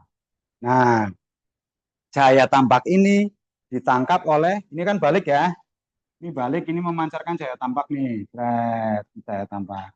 Nah, ditangkap oleh namanya apa? TLD reader. Nah, TLD reader ini di sini ada PMT. Jadi untuk detektor sintilasi pasti membutuhkan PMT. Photo multiplier tube. Fungsinya untuk apa? Merubah cahaya tampak menjadi elektron atau bentuk energi listrik. Sampai sini clear ya? Jadi mengeluarkan cahaya ditangkap oleh pengumpul cahaya dimasukkan ke PMT, foto multiplier tube. Nah, ini bentuknya PMT begini. Jadi ada percikan cahaya mengenai bahan fotokatoda ya. Jadi di sini cahaya dirubah menjadi elektron. Nah, ini kena dinode ya. Jadi kemudian elektron digandakan. Satu menjadi 2 elektron, 2 menjadi 4 dan seterusnya. Jadi digandakan, dimultifikasi ya, tergantung dari tegangan.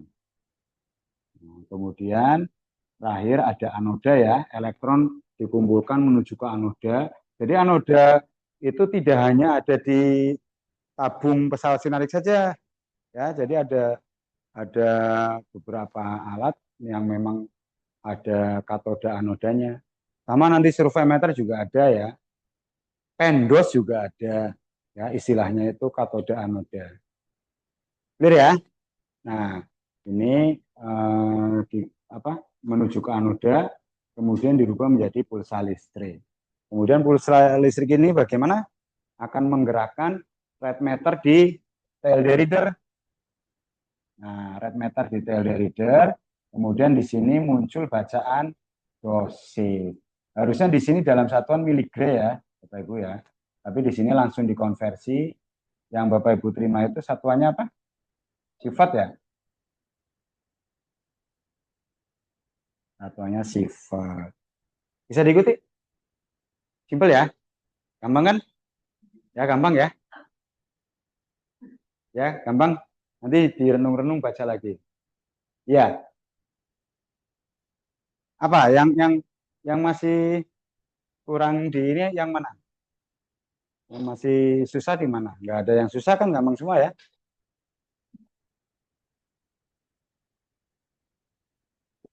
Pokoknya ini sama seperti imaging plate Bapak Ibu.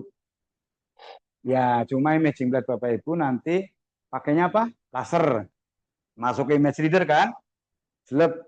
Masukkan barium fluorobromida kena sinar X ya, sinar X yang dari tubuh pasien kan. Kemudian elektronnya lepas, ditangkap oleh europium 12. Nah, ya, kenapa Neng Santi? Ya,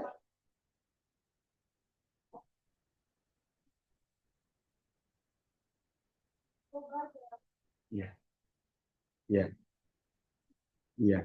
Pernah ada memang ditanya begitu. Iya. Ya itu kayak oh, ini dipanasi ini bahasanya annealing ya, teman-teman ya. Annealing. Ya, annealing. Ya, annealing ya. Ya, annealing. Atau nanti Bapak Ibu sambil itu. Ada punya chat GPT yang berbayar? Yang 50.000, tapi udah lumayan juga sih. Chat GPT yang di Google itu udah lumayan pinter ya sekarang ya. Mungkin karena banyak yang bertanya sebelum-sebelumnya. Padahal sebelum setahun ya umurnya ya. Apa udah sih? Kalau di luar negeri sih udah lama ya. Tapi di kita kan. Tapi jangan yang di WhatsApp ya, jangan di Meta AI ya. Itu buat hiburan aja. Ya, buat hiburan. Meta AI saya lagi kangen nih sama seseorang, gimana caranya? Nanti dia akan jawab panjang. Tapi kalau ditanya Meta AI gimana proses TLD jangan. Kadang suka masih ngawur-ngawur. Ya. Tapi kalau yang di Google-nya udah lumayan apa? Bagus. Ya. Nah, ya annealing itu pemanasan. Jadi pernah ada peserta ditanya begitu juga. Cepet banget kan ya. Eh, apa? Proses TLD ya betul. Jadi simpelnya gimana ya? Simpelnya kayak tadi. TLD jadi pakai misalnya pakai lithium fluoride nih Bapak kena radiasi hambur. Nah, radiasi hambur, kemudian elektron-elektron yang ada di lithium fluoride keluar nih. Kenapa dia keluar? Karena sudah menyerap energi sinar X, radiasi hambur sinar X. Elektronnya keluar, nah, ditangkap oleh magnesium 2+. Nah, magnesium 2+ ini ada di antara pita konduksi dan pita valensi. Magnesium 2+ itu apa? Aktivator atau pengotor atau doping atau elektron trap atau capture elektron. Namanya banyak dia. Ya, atau perangkap elektron. Nah, kemudian semakin banyak radiasi hambur, akan semakin banyak elektron yang terperangkap di magnesium 12. Kemudian keadaan itu kan ditahan. Nah, sampai 3 tahun kita baca, 3 bulan. 3 bulan kita baca. Nah, nanti proses pembacanya harusnya sih nggak ditanya ya, tapi pernah memang ada ditanya. Ya, waktu ada di Poltekkes. Ujiannya cuma seperti itu, ujian lisannya. Coba pakai apa di ruang radiologi pakai TLD. Nah, coba ambilkan TLD yang mana? Kan nanti Bapak Ibu disuruh ini ya. Nanti ada alat ukur. Besok pas ujian itu ada alat ukur disanding di situ. Coba TLD yang mana? Jangan sampai salah ngambil ya. Nanti yang diambil survei meter atau Armstrong. Ya, TLD yang ini. Nah, coba ceritakan gimana prosesnya. Baru tadi. Nah, kemudian dibawa ke BPK. Nah, nanti di BPFK chipnya akan dikeluarkan kemudian dipanaskan. Panaskan suhunya kurang lebih 300 sampai 400 derajat atau prosesnya namanya annealing. Nah, kemudian energi panas yang diberikan ke chip lithium fluoride magnesium 12 itu fungsinya untuk mengeluarkan elektron dari magnesium 12 agar kembali lagi ke pita valensi ke lithium fluoride.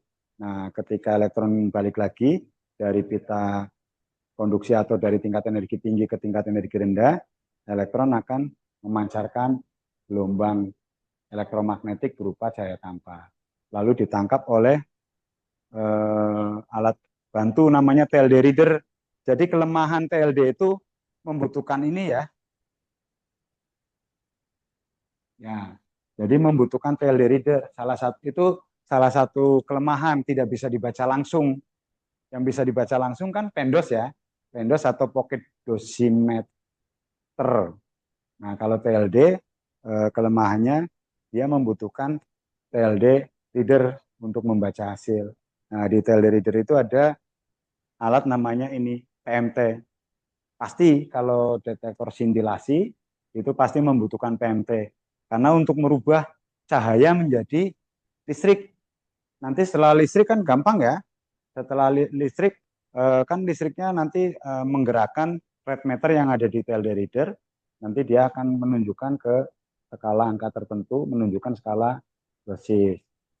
Bisa diikuti? Ya, tadi cahaya dikumpulkan oleh pengumpul cahaya, kemudian disalurkan menuju ke PMT, kemudian cahaya mengenai PMT, cahaya dirubah menjadi elektron, dirubah menjadi pulsa listrik.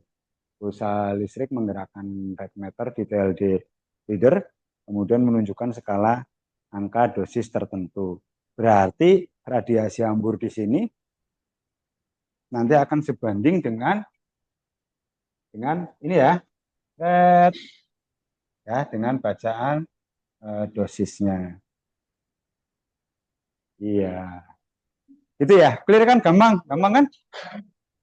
Gampang, gampang lah itu apa namanya apa? Simple. Lumayan, lumayan kalau cuma ditanya satu itu ya. Itu yang Santi. Ya, ya. Hmm. Kalau Oh, DR langsung. Ya, amorphous selenium sama amorphous silikon kan? Ya, tapi besok nggak ditanya DR. Yang ini clear? Kalau DR langsung. Elektron, pancaran elektron. Semikonduktor.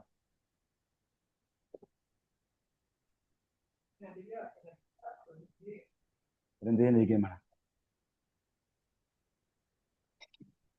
Sinarnya kena detektor, flat panel detektor, dia kan kalau kan dia nanti ditahan. Ya, kalau ini langsung. Nah, jadi apa? Ada dua kan, amorphous selenium sama amorphous silikon. Ya, intinya nanti dari amorphous selenium atau amorphous silikon kan ada yang dirubah menjadi cahaya dulu tuh. Nah, nanti endingnya terakhirnya itu adalah elektron atau pulsa listrik yang menuju ke TFT. dari itu dia nanti jadi buka tentang jadi full. Iya, pulsa listrik. Tapi nggak pakai PMT. Langsung di detektor itu apa namanya? Dia langsung mengirimkan sinyal citra. Jadi dari energi listriknya langsung dirubah ke sinyal citra. Ada ADC, pasti ada ADC. Kalau ADC pasti analog digital converter. TLD clear ya? TLD clear ya? Film bed tadi clear juga kan? Nah, pendos paling gampang pendos. Ya.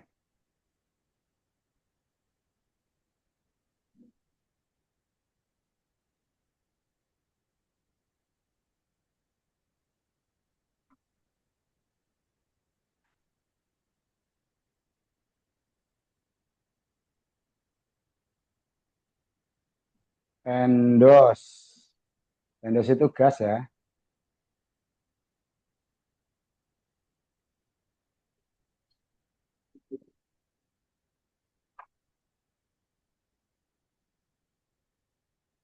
Detektor isian gas.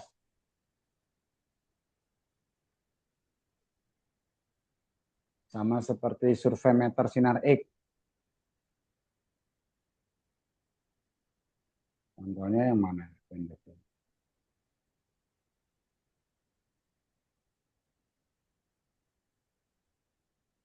Bentar. Sudah pernah lihat semua kan alatnya ya? Sudah ya?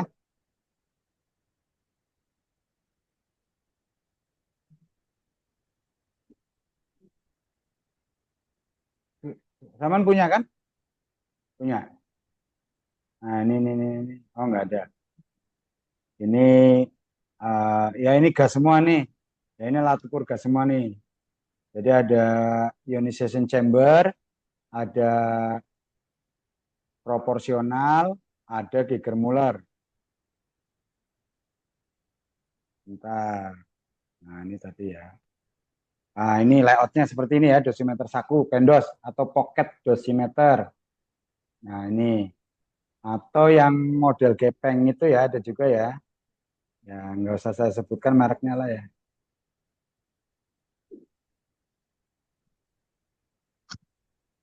Olenger ada, jualan.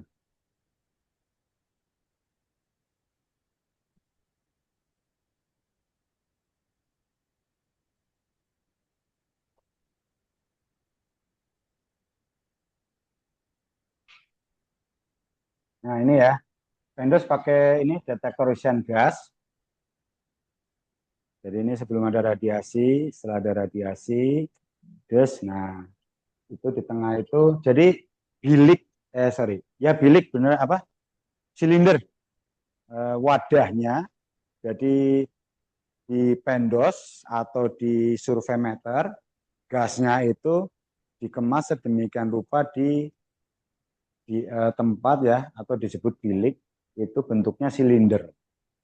Nah, ukurannya masing-masing ya beda-beda. Jadi dindingnya itu menjadi katoda. Nah, di tengah silinder ini ada kompartemen atau bagian sebagai anoda.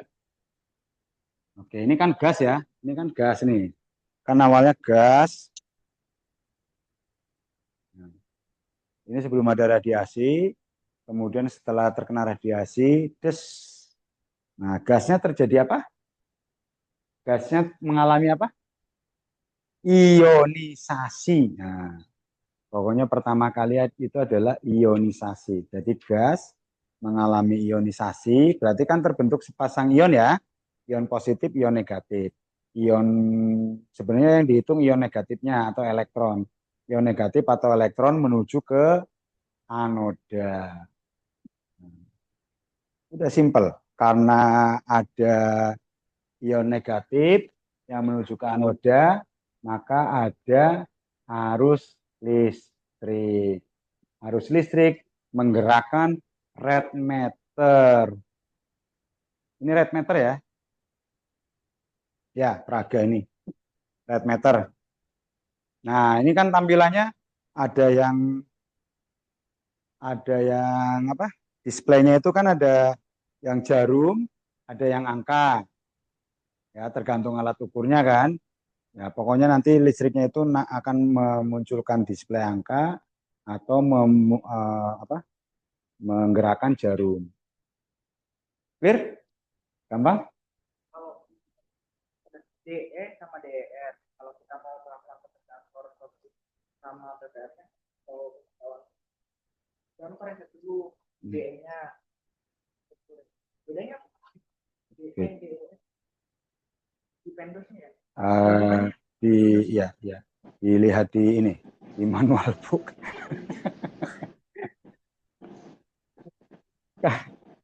Karena beda-beda ya, yang pasti ada dosis akumulasi karena biasanya efektif cuma 10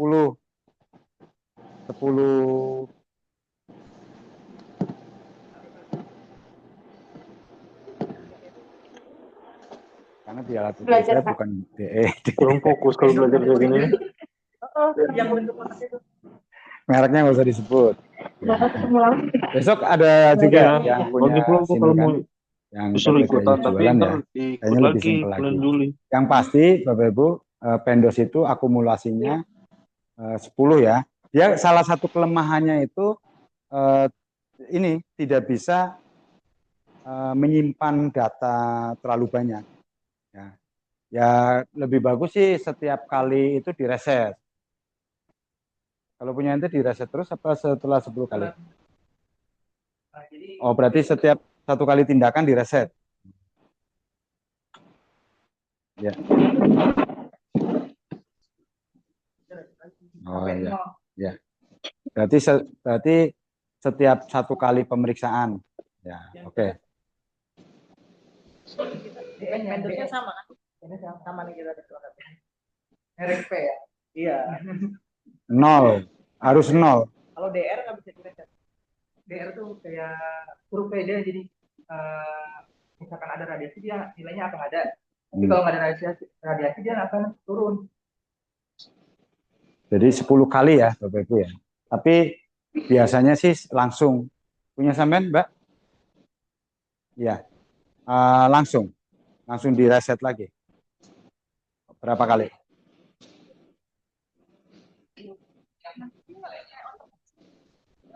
Jadi dia Ya. kalau misalkan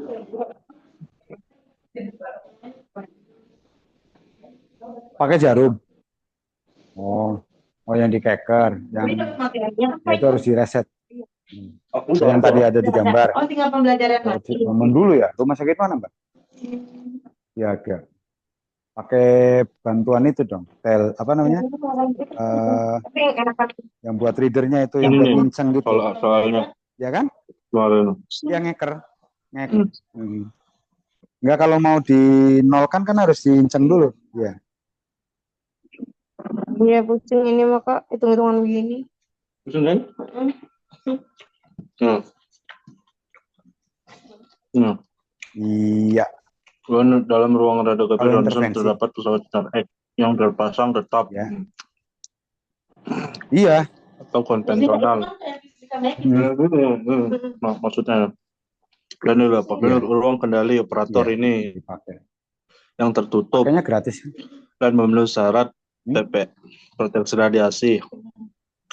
Dalam ruang lingkup ronsen tidak diperbolehkan. Iya.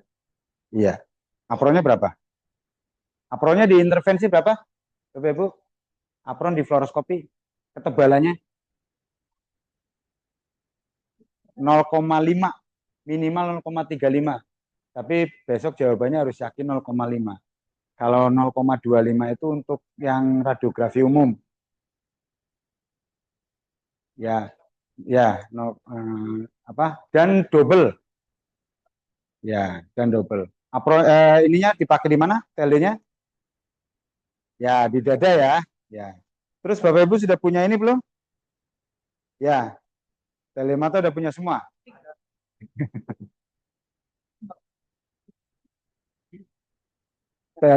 Ya, tapi itu hanya untuk yang intervensional kan? Ya itu yang intervensional. Nah, dipasangnya yang sudah punya siapa? Yang sudah pernah pakai untuk pemeriksaan TLD mata. Ya, dipakainya di mana? Bukan di kanan kiri. Enggak, maksudnya di kanan atau di kiri gitu. dia lagi penelitian. Ya, ya, ya. Oh, pasangnya di situ ya, di center ya. Oh, ya. Ya nggak apa-apa. Kalau yang enggak, yang apa? Yang vendor-vendor yang jualan kan mencontohkannya di kiri ya. Ya kan? Iya. Nanti ada ditanya kenapa dipasangnya di kanan atau di kiri. Ya itu masalahnya. Nah, ya makanya. Makanya. Apa-apa besok Bang Petrus mau menjelaskan. Praktikum hari apa sih? Kamis ya? Hari apa praktikum? Ini hari apa sih? Oh, Senin ya, libur-libur ini kan ya. Senin, Selasa, Rabu mungkin ya Bang Petrus menjelaskan. Nah ini clear ya, gampang ya. ionisasi ya. Ya, ionisasi itu detektornya gas atau semikonduktor. Cuma di PENDOS itu pakainya gas. Oke. Nah, detektor gas nanti dibagi lagi menjadi 3 ya. Detektor gas. Nah, ini ya dibilang efisiensinya rendah, konstruksinya sangat sederhana. Yang paling susah itu yang semikonduktor, makanya harganya lebih mahal dan pakainya juga harus sangat hati-hati ya. Nah, yang paling mudah pemakainya adalah detektor gas, tapi efisiensinya rendah nih.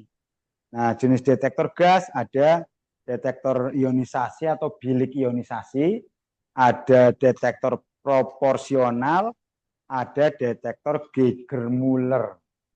Ketiga ini yang membedakan apa? Yang membedakan adalah tegangan yang dipakai di alat ukur tersebut. Tadi ada fotonya ya.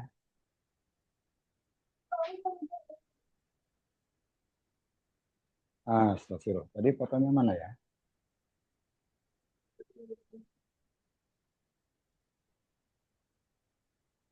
Bukan ini. Nanti dilihat ya. Jadi ada foto ininya tadi udah dikasih unjuk ya. Jadi detektor isan gas ini terbagi lagi menjadi 3 teman-teman ya. Tuh. Kita harusnya udah copy break ya. Bentar lagi 5 menit lagi. Detektor ionisasi, proporsional sama Geiger-Müller. Nah ini ya. Jadi ini ada grafiknya. Ini keluarnya di soal tulis. Beberapa kali keluar di soal tulis. Makanya bikin soalnya niat. Apa yang bikin soalnya niat. Jadi yang tidak dipakai untuk pengukuran radiasi adalah ini ya, Bapak Ibu ya, daerah rekombinasi. Jadi di sini ada voltase ya, yang dipakai di masing-masing alat ukur ini. Kemudian ini jumlah pasangan ion yang dikoleksi oleh masing-masing detektor. Jadi ada detektor ionization chamber, ya. Jadi daerah ionization chamber, ada daerah proporsional, kemudian ada daerah Geiger-Müller. Nah, dilihat dari sini, Bapak Ibu sudah bisa membandingkan Geiger-Müller itu tegangannya paling tinggi. Kemudian di bawahnya ada proporsional. Kemudian paling kecil ada ionization chamber. Nah, di sini yang tegangannya paling kecil, yang disebut dengan daerah rekombinasi, ini tidak dipakai untuk pengukuran. Jadi pengukuran itu mulai di sini, ionization chamber. Artinya ini apa nih rekombinasi ini?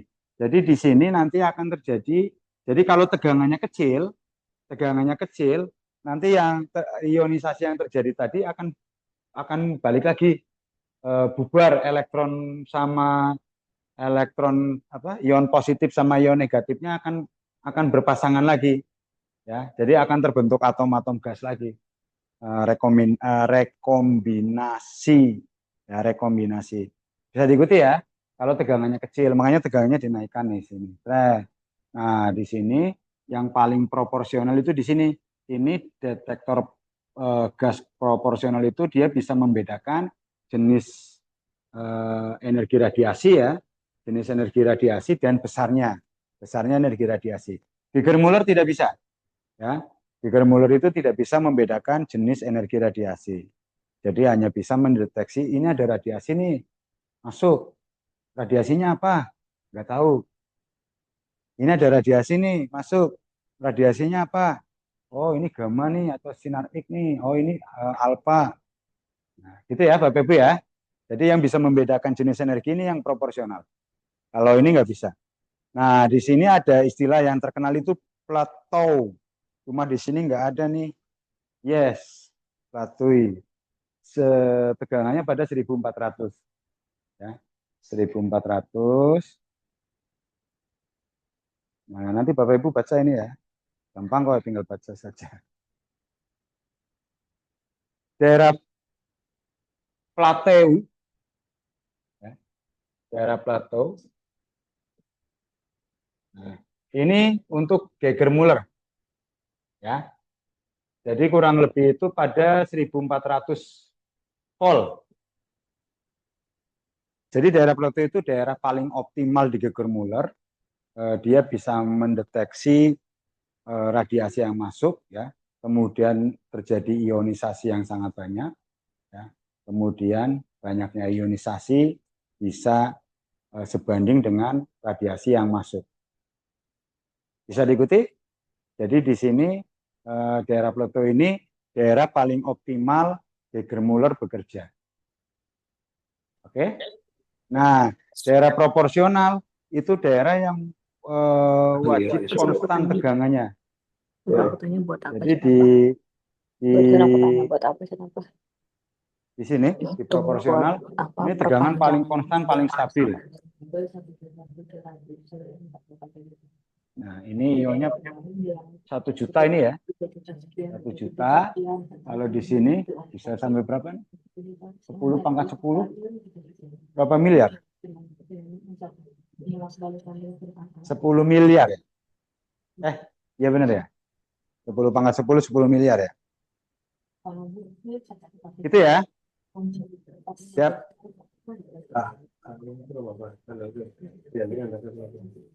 Geiger-Müller. Ya. Ini nih pesawatnya, ini alatnya ini nih. Ini alatnya nih. Nah, ini nih. Ya. Banyak semua ya. Poltekkes ini punya ya, ionization chamber sama Geiger-Müller counter. Kalau nggak salah ini di sini besok praktikumnya pakai ini. Geiger-Müller juga. Ya. Lebih murah. Ya. Astagfirullahaladzim. Lebih murah. Hmm?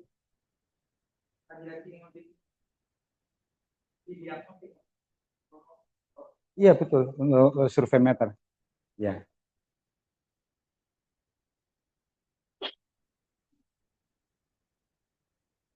Untuk survei meter kebanyakan dipakainya kan? Ya. Nah, ini khusus Geiger-Müller nih. Sinyal listrik yang dihasilkannya sudah besar. Jadi bisa mendeteksi radiasi hambur sampai rentang berapapun ya. Tetapi tidak bisa membedakan energi radiasi. Itu kelemahannya. Kalau proporsional bisa. Ya, nanti kalau ada soal tulis yang membedakan jenis energi adalah proporsional. Bisa diikuti?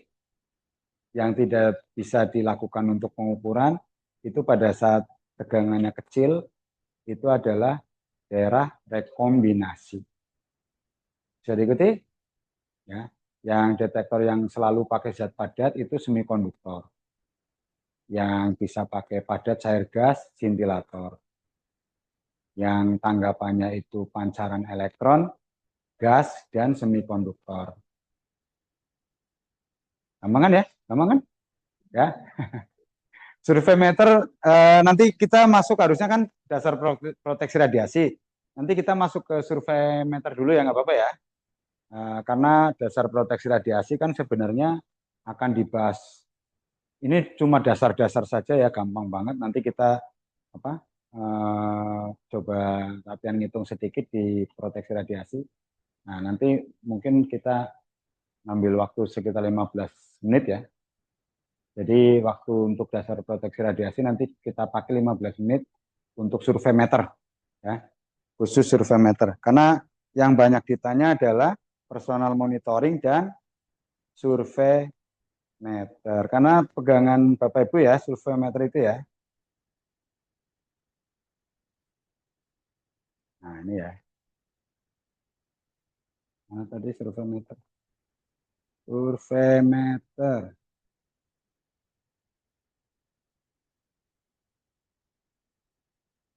Film bed bisa membedakan jenis energi karena punya filter, gitu ya. Kayak gini nanti teman-teman baca ya. Keuntungan film bed apa? mempunyai sifat akumulasi yang baik dan lain-lain gitu. Teman-teman baca ya. TLD keuntungannya apa? Chipnya atau kristalnya bisa dipakai berulang kali. Tapi hasil bacaannya tidak bisa. Kebalikan sama film bed, ya kan? Film bed filmnya nggak bisa dipakai lagi karena udah gosong kan. Kita pakai film yang baru. Tapi apa? Kalau hasil bacanya hilang, derajat kehitaman masih bisa kita hitung lagi. Tapi kalau TLD nggak bisa, percikan cahayanya kan udah lewat. Ya, kalau kita mau ukur lagi udah nggak ada, udah kosong. Clear ya? Nanti ini TLD kan terakhir, chipnya itu di-annealing lagi, dipanasi lagi untuk benar-benar menjamin elektron yang terperangkap di magnesium 2 sudah nggak ada lagi. Kayak teman-teman di imaging plate itu dihapus lagi, di-erase lagi. Gitu ya. Untuk menjamin elektron yang terperangkap di europium 12 sudah hilang. Jadi bersih. Ya, bersih kembali bisa dipakai lagi. Nah, ini ya. Ini ada filter-filternya. Oke lah, ya kita istirahat dulu. Nah, nanti kita masuk ke survei meter. Survei meter tapi khusus survei meter sinar X ya. Karena yang mau kita pakai kan survei meter sinar X. Saya kira itu dulu, teman-teman. Kita istirahat dulu. Kita masuk lagi jam berapa? Setengah 4. Jam, jam berapa? Jam berapa? Cepat banget ya waktu ya. Aduh. Baru ngemang-ngemang sebentar udah waktunya udah habis.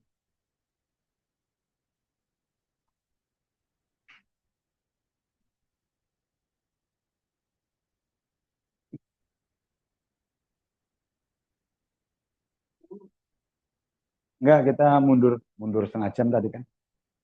Jadi dimundurkan semua setengah jam. Dimundurkan setengah jam. Materi 2. Oh, 10.30.